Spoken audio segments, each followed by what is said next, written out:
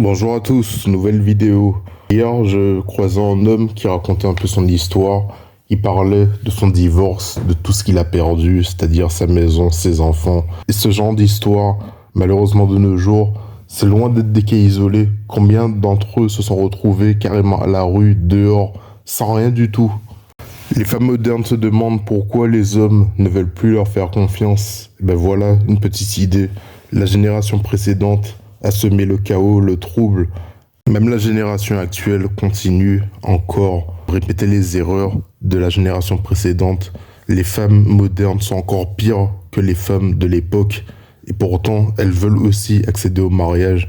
Alors vraiment, bon courage à elles.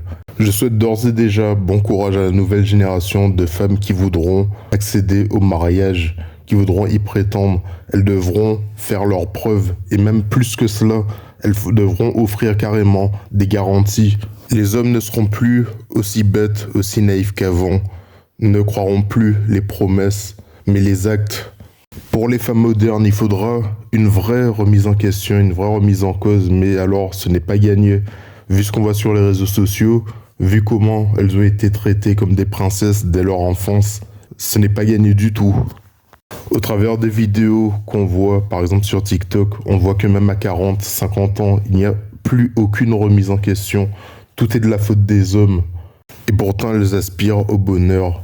Mais comme le disait si bien Einstein, la folie, c'est de refaire les mêmes choses, les mêmes erreurs, et d'attendre un résultat différent.